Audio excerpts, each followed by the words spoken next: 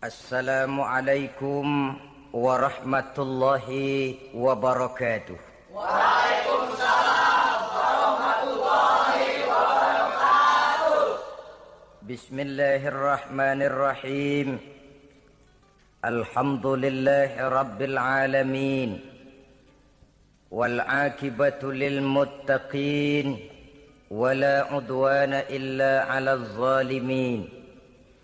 والصلاة والسلام على أشرف الأنبياء والمرسلين إمام المتقين سيد الغر المحجلين وعلى آله وأصحابه المجاهدين الطاهرين أما بعد. Saudara-saudara kaum muslimin rahimakumullah.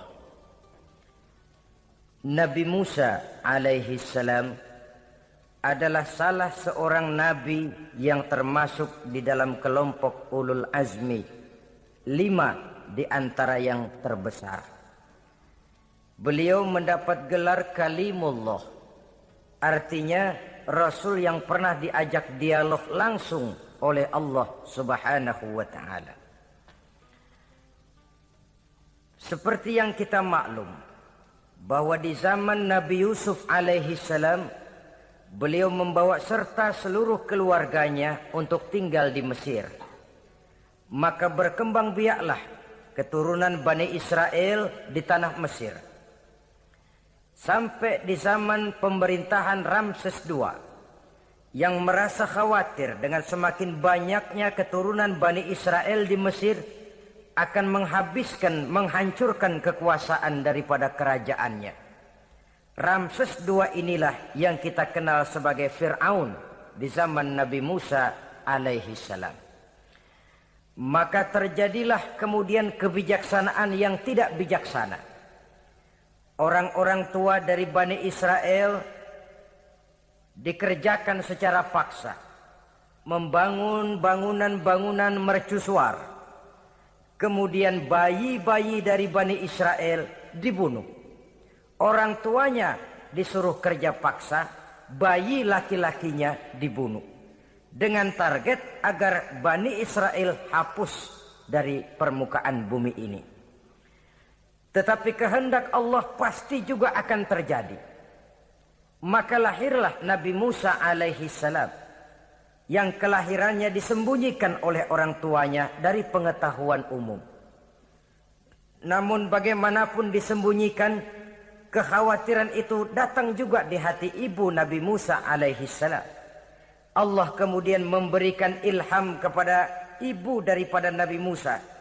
Masukkan anakmu ke dalam satu peti, hanyutkan di sungai Nil.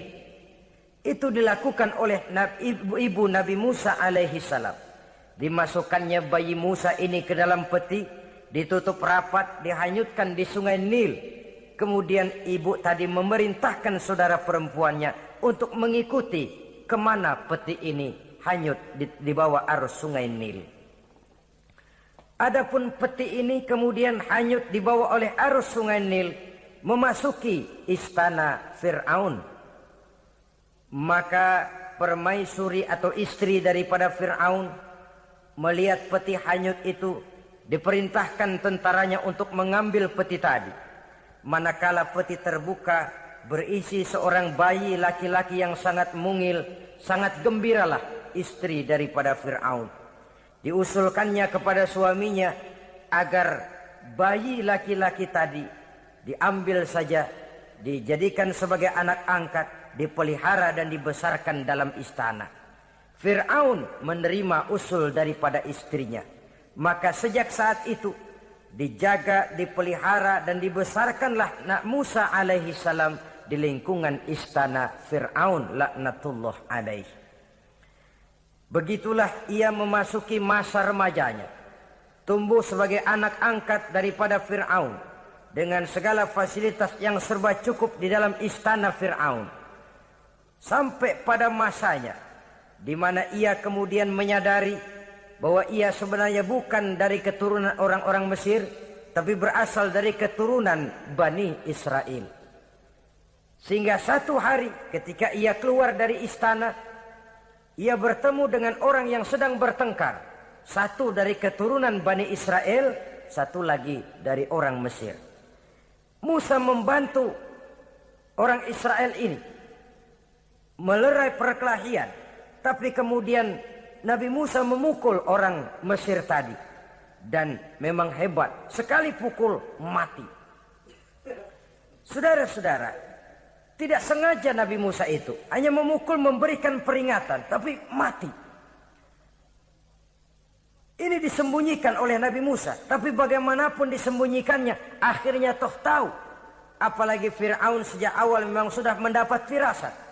Jangan-jangan inilah yang banyak diramalkan oleh dukun-dukunku, ahli nujum di istanaku, bahwa akan lahir seorang anak laki-laki dari keturunan Bani Israel yang akan menghancurkan kekuasaanku, memusnahkan kerajaanku. Jangan-jangan ini orangnya. Sejak hari pertama menemukan bayi Musa, Fir'aun sudah punya firasat ke arah itu. Tapi karena kalah oleh desakan istrinya, maka diterimalah Musa untuk dibesarkan di dalam lingkungan istana. Sehingga akhirnya oleh karena perasaan bersalah ini, Nabi Musa melarikan diri. Melarikan diri dari istana Fir'aun. Setelah nyata-nyata bahwa dia memang keturunan Bani Israel. Melarikan dirilah Nabi Musa alaihi salam keluar dari Mesir menuju negeri Madian. Di dalam pengembaraannya, saudara-saudara, di satu lembah, Nabi Musa ketika itu belum menjadi nabi. Pemuda Musa ketika itu sedang beristirahat. Dari kejauhan dilihatnya orang sedang berdesak-desakan. Rupanya adalah pengembala-pengembala kambing yang akan mengambil air dari dalam sumur. Mereka berdesak-desakan, berebut karena sumur cuma satu, yang ngambil air kelewat banyak. Di antara desakan-desakan orang itu, Nabi Musa melihat dua orang wanita kakak beradik minggir saja, tidak ikut berdesak-desakan. Nabi Musa menghampiri dua wanita tadi. Kamu sedang apa di sini? Kami sebenarnya ingin mengambil air. Kenapa tidak ikut berdesak-desakan? Itulah soalnya. Mereka laki-laki semua, gagah perkasa pula. Kalau kami ikut berdesak-desakan, bagaimana jadinya kami? Biarlah kami mengalah menunggu sampai mereka selesai semuanya, baru kami akan mengambil air. Mengertilah Nabi Musa bahwa wanita kakak beradik ini demikian halus akhlaknya. Gak mau berdesak-desakan sama orang laki. Budi pekertinya sedemikian luhur. Tungguin aja dah, ntar juga beres. Kalau semua udah kan pada minggir, kita nggak pakai berdesak-desakan. Saudara hadirin, menyadari kodrat kewanitaannya. Sehingga berdesak-desakan itu saja sudah dianggap bisa mengurangi citranya sebagai wanita. Biar dia ngalah aja, tungguin ntar juga rapi. Bukan malah ikut ngerangsek. Enak nih berdesakan sama orang laki nih, lumayan nih.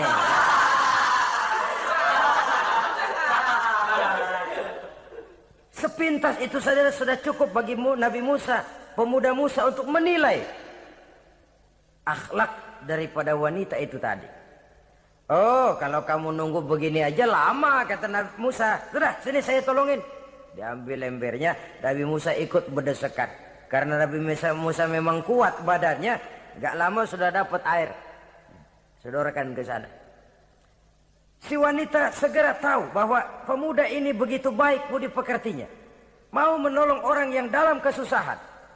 Akhirnya, bagaimana kalau kamu ikut saja ke rumah saya? Bapak saya sudah tua, senang hatinya kalau kamu ikut ke rumah kenalan sama bapak saya. Ayolah, ayolah. Berangkatlah. Dalam perjalanan, si wanita ini berjalan duluan, Nabi Musa di belakang. Kemudian Nabi Musa bilang, sebentar, saya duluan, kamu belakangan. Kenapa rupanya? Angin nakal bertiup menghembus pakaian si wanita, sehingga memberikan gambaran yang agak jelas tentang warna, bentuk, postur badan si wanita itu tadi. Sekarang Musa yang menunjukkan budi pekerti yang luhur. Gak mentang-mentang ditiup angin, nah mumpung nih.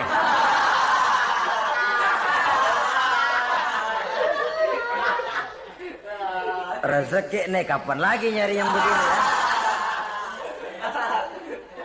Jadi dua-duanya sudah menunjukkan satu akhlak yang sangat luhur. Dan manakala sampai di rumah si wanita kakak beradik tadi, diceritakanlah halnya bahwa dia ditolong oleh seorang pemuda, inilah orangnya. Sangat bersukacitalah hati orang tua kedua wanita itu tadi.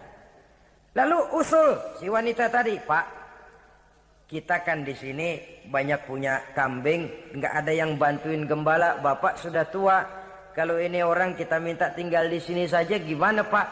Ya terserah kamulah.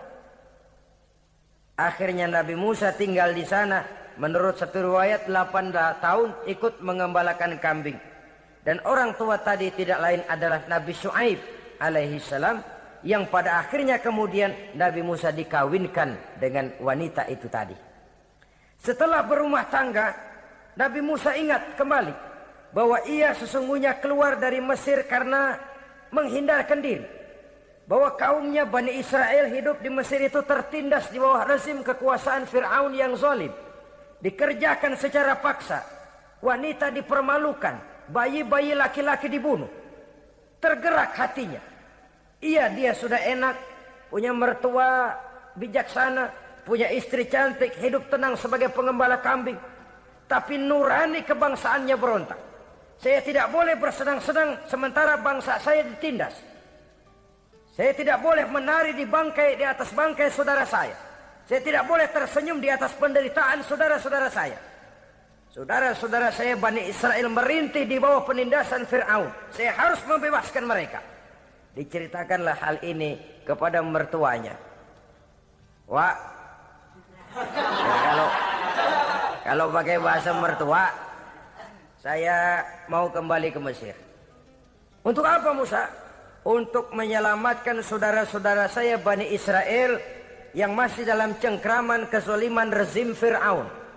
Saya harus membebaskan mereka. Ya kalau memang itu tekadmu nak, berangkatlah. Bapak mengiringimu dengan doa. Berangkatlah Nabi Musa bersama istrinya. Sampai ketika beliau sedang istirahat di satu lembah, dari kejauhan beliau melihat ada api menyala. Beliau berkata kepada istrinya, kau tunggu di sini. Tidak lama saya akan kembali. Saya akan menghampiri api itu. Berangkat Nabi Musa ke arah api menyala tadi. Makin didekati makin terang sinarnya. Sampai kemudian terdengar suara, ya Musa, inni ana rabbuka fakhla' na'laik. Innaka bilwadil muqaddasi tuwa wa ana akhtartuka fastami' lima yuha. Wahai Musa, akulah Tuhanmu, bukalah terompahmu. Sesungguhnya engkau berada di satu lembah yang disucikan bernama lembah tua. Aku telah memilihmu Musa, dan sekarang dengarlah apa yang diwahyukan kepadamu. Pada saat itulah turun wahyu pertama, dan resmilah sudah Nabi Musa diangkat menjadi Rasul oleh Allah Subhanahu wa ta'ala. Di satu lembah di Bukit Tursina. Apa wahyu yang pertama turun? Bunyinya, innani anallah, la ilaha illa ana fa'budni. Sesungguhnya aku inilah adalah benar-benar Tuhanmu. Tidak ada Allah selain daripada aku. Maka hendaklah engkau hanya beribadah menyembah kepadaku. Ini umum saudara. Semua Rasul yang diutus Allah, inilah ajaran prinsipnya. Anallah, la ilaha illa ana. Akulah Allah Tuhanmu. Tidak ada Tuhan lain selain Allah. Semua Rasul membawa ajaran ini. Oleh sebab itu, bukan hanya sekadar percaya kepada Tuhan saja yang penting. Sudahlah, pokoknya kan percaya kepada Tuhan. Iya, Tuhan yang mana?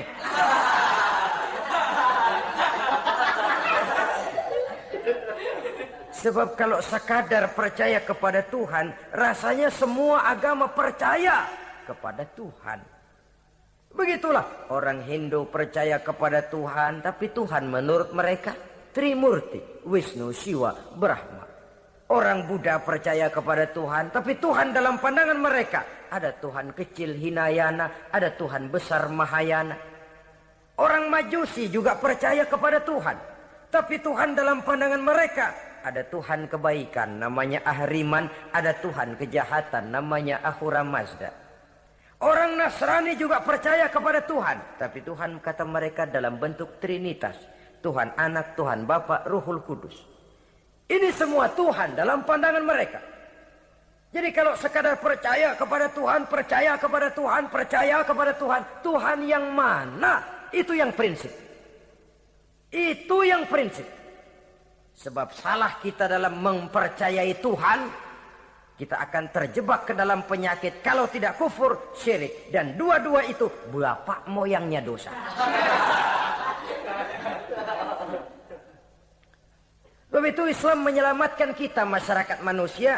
Ya ayyuhan nasu ubudu rabbakumul ladzi khalaqakum. Hai manusia, Tuhanmu yang perlu kamu sembah itu hanyalah Tuhan yang telah menciptakan kamu. Dan itu tidak lain adalah Allah yang lam yalid wa lam yulad wa lam yakul lahu kufuwan ahad, yang laisa kamitslihi syai'un. Ia tidak beranak, ia tidak diperanakkan, dan ia tidak bisa diserupakan dengan apapun. Dialah Allah itu.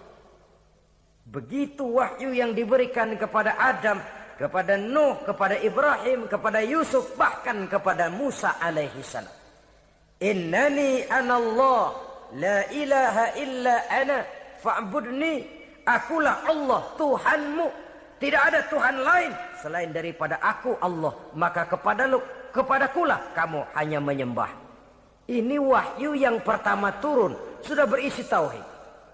Jadi hakikatnya agama Yahudi, saudara, adalah agama tauhid. Agama monoteis, agama yang mengajarkan hanya ada satu Tuhan untuk seluruh alam, dan Tuhan itu adalah Allah Subhanahu wa ta'ala. Sebab itu syahadat oralnya dalam posisi berdiri. Artinya apa? Dalam keadaan sholat beliau itu. Bukan diri ngejedek kayak kita nungguin bus, bukan.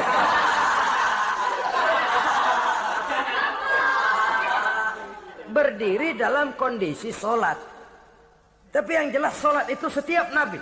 Hanya teknisnya saja yang berbeda. Jadi ini sudah akidah dan syariat. Akulah Allah Tuhanmu, tidak ada Tuhan lain selain aku. Ini kan akidah. Yang kedua, wa aqimis sholata li zikri, syariat. Dirikan sholat untuk mengingat aku. Inna sa'ata atiyatun, sesungguhnya kiamat itu pasti akan datang. Ini juga sudah urusan beriman, percaya kepada yang gaib. Saudara-saudara kaum muslimin rahimakumullah. Setelah mendapat wahyu ini, turunlah perintah Allah kepada Nabi Musa. Apa kata Allah? Izhab ila fir'auna innahu tagha. Sekarang Musa, berangkatlah kamu menuju Fir'aun. Ia telah melampaui batas. Berangkatlah kamu ke sana Musa, hadapi Fir'aun, sampaikan dakwah ini. Ia telah melampaui batas. Innahu tagha. Ia telah berlebih-lebihan. Nah, saudara-saudara, jadi dua fungsi sudah. Kalau pada mulanya Nabi Musa berniat kembali ke Mesir hanya untuk membebaskan kaumnya Bani Israel, sekarang malah bertambah. Tidak hanya sekedar itu, malah lebih utama adalah menyampaikan risalah, menyampaikan misi kerasulannya, menyadarkan Fir'aun, menegakkan tauhid, mengembangkan syariat. Bertambahlah tugas Nabi Musa sebagai pejuang bangsa, juga sebagai mujahid, pejuang agama. Pada mulanya sebagai pejuang bangsa tuh. Artinya Nabi Musa ini kembali kepada Fir'aun di Mesir, tujuannya tadi kan cuma untuk membebaskan Bani Israel kaumnya. Ini pejuang bangsa. Tapi di tengah jalan ia mendapat wahyu. Berangkat kau kepada Fir'aun, innahu tagha, ia telah melampaui batas. Sadarkan dia. Sampaikan risalah ini kepada Fir'aun, karena ia telah melampaui batas. Apa permohonan Nabi Musa? Rabbi syrah li sadri, ya Allah, lapangkan hati saya. Wa yassir li amri, mudahkan urusan saya. Wahlul 'uqdatam min lisani, buka kebekuan lidah saya. Yafqahu qauli, sehingga mereka mengerti apa yang akan saya bicarakan. Ini kondisi dasar. Memulai satu perjuangan dengan persiapan dasar. Apa permohonan pertama? Isyrah li sadri, lapangkan jiwa saya. Menghadapi musuh dengan jiwa yang lapang itu penting. Kalau kita menghadapi musuh dengan jiwa yang sempit, kita sudah kalah sebelum perang. Menghadapi musuh dengan jiwa yang lapang, artinya masih berharap kalau dia mau mengikuti ajaran ini. Jadi pada tahap pertama itu datang bukan sebagai orang yang mau membasmi, tapi sebagai orang yang mau menyelamatkan. Ini perlu jiwa yang lapang. Sebab dakwah Nabi Musa itu kan pertama menyadarkan Fir'aun dulu. Nanti akan kita lihat setelah disadarkan dengan kata-kata, tidak kena juga dengan bukti berupa mukjizat. Masih bandel juga. Musa mohon supaya dikirim bencana. Masih nggak mempan juga, habis dah urusan. Jadi ada tahapan-tahapan sesuai dengan kemungkinan Fir'aun bisa menerima. Sama juga bayi itu kan kalau baru lahir ke dunia, brol kasih susu emaknya dulu. Gedean dikit, bubur. Gedean lagi, nasi ulek dah. Udah gede betul, nasi. Udah gede banget, jengkol jijelin.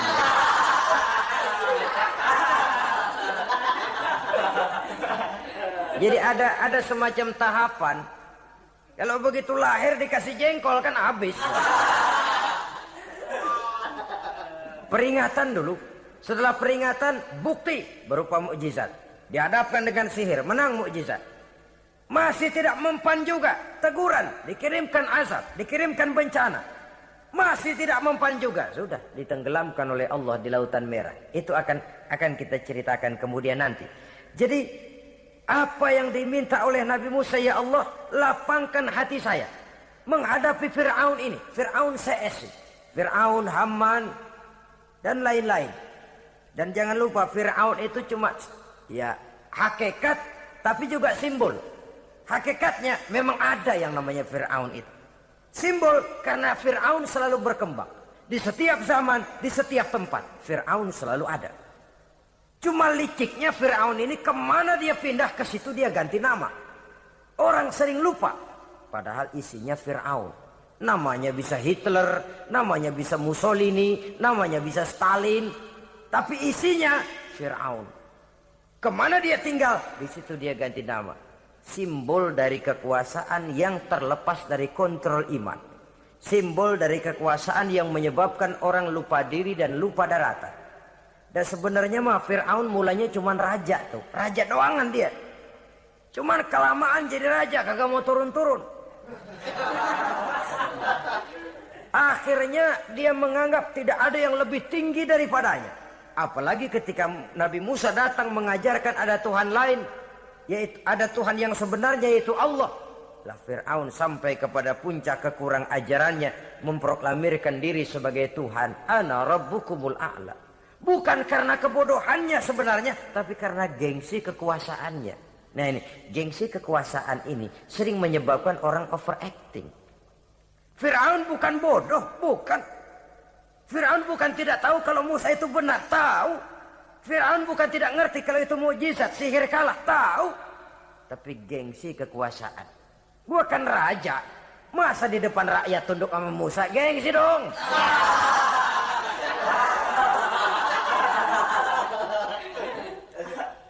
Cobalah lihat, gengsi kekuasaan sering membuat orang mau menginjak-injak kebenaran. Mau membohongi hati nuraninya sendiri. Mau membohongi kolbinya, hatinya. Padahal itu sudah, orang kalau sudah hatinya sendiri dibohongin, apalagi orang lain, sudah manusia paling kejam itu. Cuma karena gengsi kekuasaan saja. Gengsi kekuasaan kadang menganggap remeh kecil Nabi Musa. Kadang merasa besar di depan rakyatnya, tiba-tiba harus tunduk kepada dakwah Musa. Ntar dulu, ada apa sama Musa, dia kanyut, gue yang ngangkat. Iya toh, peristiwa di Sungai Nil itu. Karena aku yang nyelamatin, aku yang besarkan dia di istanaku. Gengsi kekuasaan sering menyebabkan orang overacting. Bukan karena kebodohannya, dia tahu itu benar. Tapi dia berat untuk mengikutinya. Kenapa? Gengsi kekuasaan. Inilah watak Fir'aun. Oleh sebab itu Nabi Musa minta, ya Allah, lapangkan hati saya menghadapi orang kayak Fir'aun ini. Wa yassirli amri, dan mudahkan urusan saya. Nah, ini orang berjuang itu saudara, setelah segala taktik dan strategi dibicarakan, segala persiapan fisik disiapkan, jangan lupa wa yassirli amri, ya Allah mudahkan urusan saya. Sebab sepanjang yang bisa kita lakukan hanyalah berusaha dan berusaha. Kepastian, ketentuan, hak prerogatif daripada Allah Azza wa Jalla. Kalau Allah memberikan kemudahan, satu dunia orang mau menghadang, no problem. Kalau Allah sudah memberikan kemudahan, satu dunia orang mau mendatangkan kesulitan, gak ada gunanya. Wa yassir li amri, mudahkan kiranya urusan saya ini ya Allah. Karena sudah terbayang oleh Musa. Pertama faktor psikologis. Bagaimanapun Fir'aun itu kan bapak angkat sendiri. Ya orang kalau nasihatin orang lain barangkali nggak terlalu jadi beban moral. Tapi kalau sudah menasehati orang yang pernah mengasuh dan membesarkan dia, itu kan beban moral. Sulit posisi ini. Apalagi kekuasaan mutlak berada di tangannya, tentaranya gagah perkasa. Wa yassir li amri, mudahkanlah urusan saya ya Allah. Lapangkan hati, mudahkan urusan. Saudara-saudara kaum muslimin rahimakumullah. Permohonan yang ketiga dari Nabi Musa, setelah minta dilapangkan hati dan dimudahkan urusan, wahlul 'uqdatam min lisani, bukalah kebekuan lidahku. Satu riwayat menjelaskan bahwa Nabi Musa memang agak gagap kalau bicara. Riwayat lain menjelaskan bahwa beliau agak sedikit cadel.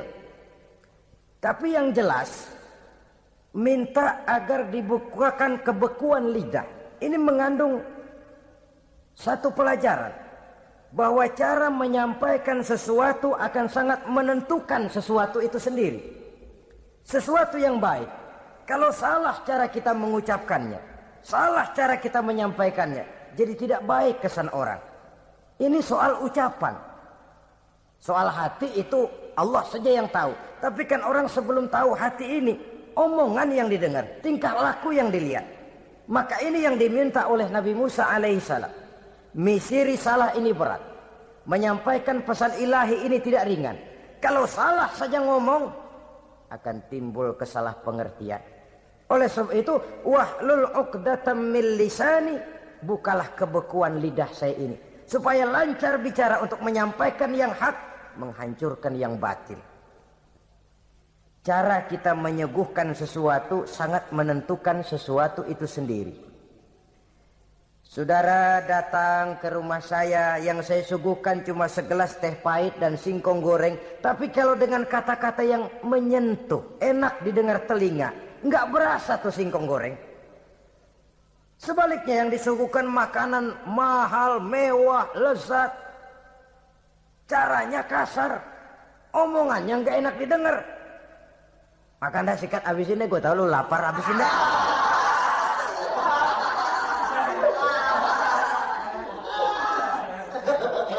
Rasanya biar lapar juga nahan juga gitu. Apa itu? Bukan makanannya yang tidak enak, bukan kita nggak doyan, bukan, caranya itu loh, caranya. Nah, Islam ini agama yang baik.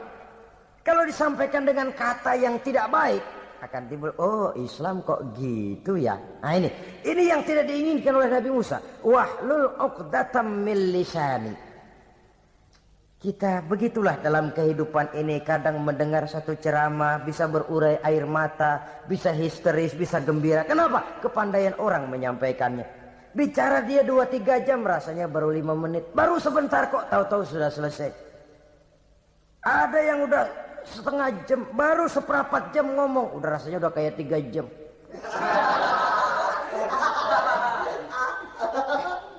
Kita udah berbisikkan, udah dah. Wahlul 'uqdatam min lisani. Targetnya apa? Yafqahu qauli, agar mereka memahami. Tentu lawannya agar mereka tidak salah mengerti, agar mereka tidak salah paham. Sebab kalau misi ini diterima dengan salah paham, dakwah tidak nyambung.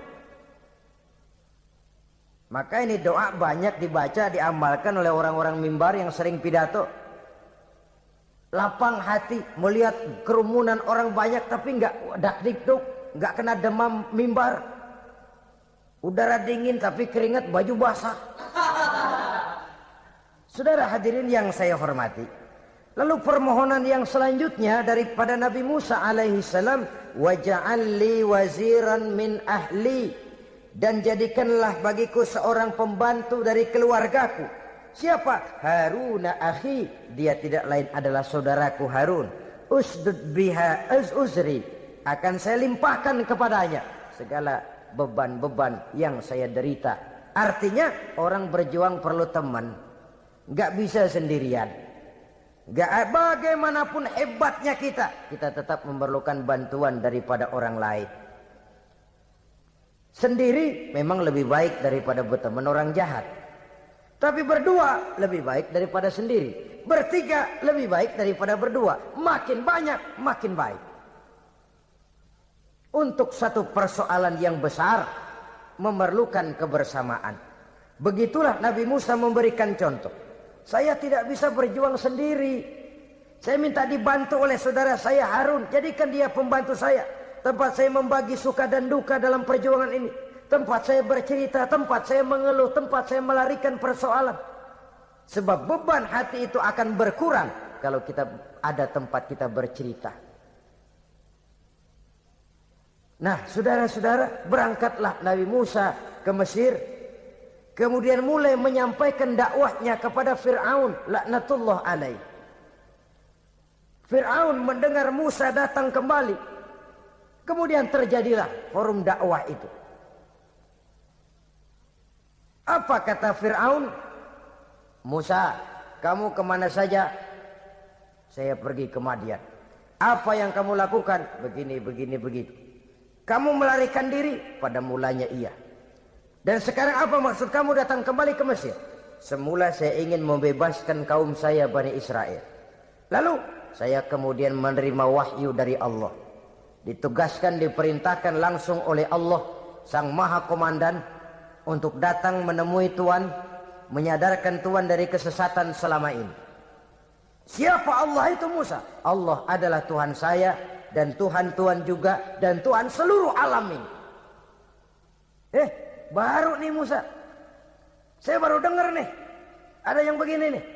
Tuhanlah pakai nggak kelihatan. Tuhanlah cuma satu. Yang Tuhannya banyak aja masih kelaparan.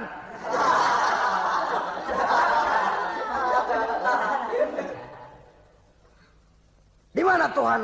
Tuhan saya bersemayam di aras, tempat yang sangat tinggi. Hei Haman, kata Fir'aun kepada Perdana Menterinya, bikin menara yang tinggi. Bikin rakyat kerja paksa lagi, bikin menara tinggi. Naik Fir'aun ke atasnya, ngelepas panah dari atasnya. Menurut satu riwayat, panah itu ditangkap oleh malaikat, ditublaskan ke ikan, lalu dikembalikan lagi kepada Fir'aun dalam kondisi di mana panah itu berdarah. Dia tangkap lagi oleh Fir'aun, turun ke bawah, pidato di depan rakyatnya. Lihatin, Tuhan Musa udah saya panah nih. Mati. Saudara hadirin yang saya hormati, dengan segala macam dalih Fir'aun mencoba mengingkari dakwah Nabi Musa alaihi salam. Baiklah Musa, andai kata kamu benar, apa buktinya? Tuhan mau apa? Kamu sanggup menandingi tukang sihir saya? Insya Allah. Ayo kumpul tukang sihir, kumpul. Kumpulkan tukang sihir, dilepaskan tali-tali kecil, berubah jadi ular mengejar Musa. Musa oleh Allah difirmankan, lemparkan tongkatmu Musa. Musa melemparkan tongkatnya. Tongkat Musa kemudian berubah menjadi ular besar yang menerkam ular-ular kecil tadi. Habis itu ular kecil ciptaan tukang sihir Fir'aun. Begitu hebat mukjizat yang diberikan Nabi Musa. Dan Fir'aun tahu itu mukjizat. Tapi dia ingkar juga. Tidak mau beriman. Sudah nyata bukti, sudah jelas saksi. Dia tetap ingkar. Akhirnya Nabi Musa berdoa memohon kepada Allah. Rabbana innaka ataita fir'auna wa mala'ahu zinatan wa amwalan fil hayatid dunya. Wahai Allah, sungguh engkau telah memberikan kepada Fir'aun dan para pembesarnya zinatan, segala macam perhiasan, wa amwalan, dan segala macam harta benda, fil hayati dunia, di dalam kehidupan dunia ini. Rabbana liyudillu an sabilik, semuanya hanya menyebabkan mereka jadi sesat dari jalanmu. Rabbana tmis ala amwalihim, ya Allah binasakanlah mereka di dalam hartanya. Wasdud ala qulubihim, tutuplah pintu hatinya. Fala yu'minu hatta yarawul azabal alim, mereka tidak akan beriman sampai mereka melihat azab yang sangat pedih. Sudah dibuktikan dakwah baik-baik tidak mempan, bukti berupa mukjizat tidak kena, sampai dikirimkan teguran berupa berbagai macam bencana masih tidak juga beriman. Akhirnya Nabi Musa memutuskan, kalau begitu menyelamatkan kaum dululah. Kaumnya Bani Israel dibebaskan dari perbudakan, dibawa oleh Musa keluar dari Fir'aun, dari Mesir, dikejar oleh Fir'aun. Dalam pengejaran ini sampailah Nabi Musa di tepian Laut Merah.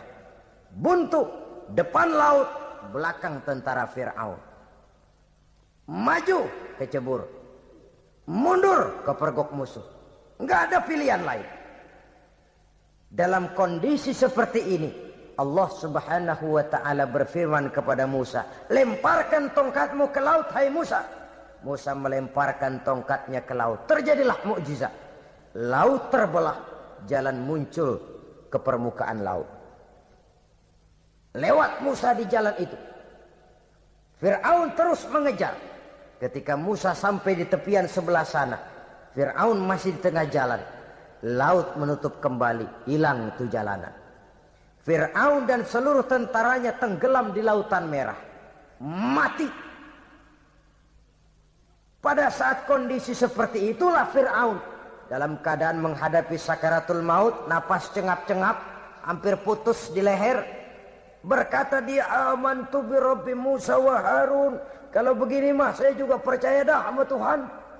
Percaya dah sama Tuhannya Musa dan Tuhannya Harun. Kata malaikat maut, kemarin kemana mas?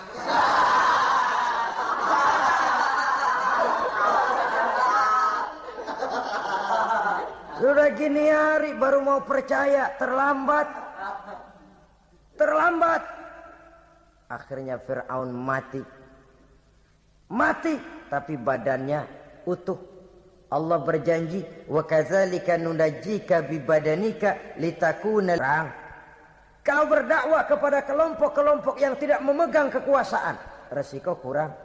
Tapi kalau sudah kelompok memegang kekuasaan, yang tersinggung gengsi kekuasaannya, disitulah resikonya sedemikian besar. Ini yang dihadapi oleh Nabi Musa alaihi salam. Tapi yang dijalaninya dengan tabah, dengan tekun. Karena kebenaran memang bisa ditekan, tapi satu hal yang jelas, kebenaran sama sekali tidak akan bisa dikalahkan. Buat sementara dia bisa ditekan, tapi lambat atau cepat dia pasti akan muncul ke permukaan, dan kebenaran jugalah yang akan tampil sebagai pemenang. Sebenarnya kurang apa Fir'aun? Kekuasaan mutlak berada di tangannya. Seluruh menteri-menterinya adalah pendukungnya belaka. Rakyat dipaksa untuk takut dan taat kepadanya. Dia adalah kekuasaan tunggal di Mesir. Sementara kaum Bani Israel berada di bawah penjajahannya, penindasannya, kesewenang-wenangannya. Dan bahkan ketika Nabi Musa sudah menyampaikan dakwahnya, Fir'aun malah sempat mengungkap jasa. Musa, kamu kok sekarang bisa begitu? Enggak ingat ya dulu kamu hanyut di sungai Nil, istri saya kan yang angkat, saya yang besarkan di istana saya. Kok sekarang kamu bisa ngelawan saya sih? Ini biasa. Apa jawab Nabi Musa? Kenikmatan yang kau berikan kepada saya belum seberapa ketimbang penghinaanmu kepada kaum saya Bani Israel. Jangan kau menyangka Fir'aun, kalau saya kau bikin senang, saya lalu akan mau mengkhianati bangsa saya sendiri. Tidak. Sama sekali kesenangan yang kau berikan kepada saya tidak akan menutup mata saya dari kondisi yang dihadapi oleh kaum saya, oleh umat saya. Mereka tersiksa, mereka menderita, mereka merana. Haruskah saya lupakan mereka cuma karena saya sudah tinggal di istanamu, engkau yang membesarkan? Padahal kau pun membesarkan saya bukan karena kemauanmu mau berhadapan dengan saya. Punya pikiran dong dikit kalau cara kita. Mikir dong, mikir. Dulu lagi kanyu di Nil, siapa yang angkat? Musa tidak membantah. Betul itu Fir'aun, betul. Tapi apalah artinya semua itu ketimbang penghinaan yang engkau berikan kepada bangsa saya. Saya tidak mungkin menari-nari di atas bangkai umat saya. Saya tidak mungkin